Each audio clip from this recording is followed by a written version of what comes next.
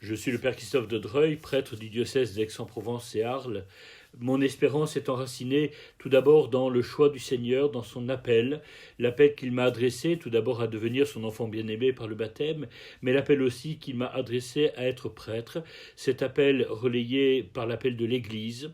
Et ce oui que j'ai prononcé un jour repose non pas tant sur mes propres forces et sur ma fidélité que sur la fidélité même du Seigneur à sa parole et à son choix.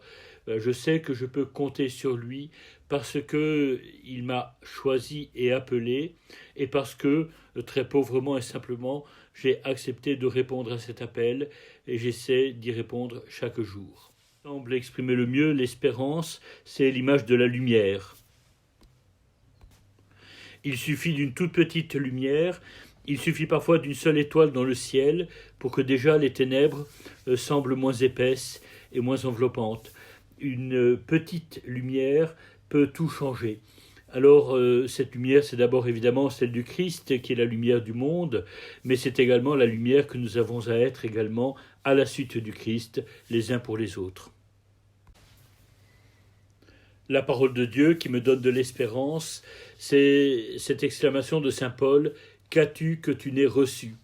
Et finalement, c'est ce que saint Paul développe dans la seconde lecture de la messe de ce premier dimanche de l'Avent. Et je peux reprendre simplement quelques éléments de cette première lecture où saint Paul commence son épître tout d'abord par rendre grâce.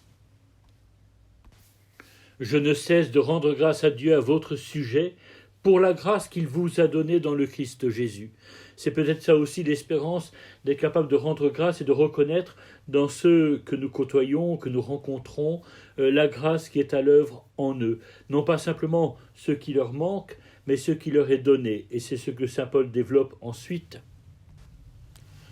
En lui, vous avez reçu, écrit-il, toutes les richesses, toutes celles de la parole et de la connaissance de Dieu.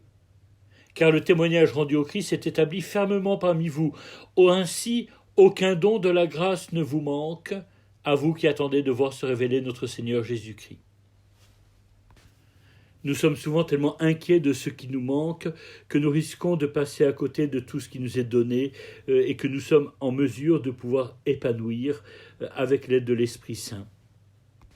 Alors oui, c'est bien cette parole de saint Paul, « Qu'as-tu que tu n'aies reçu ?»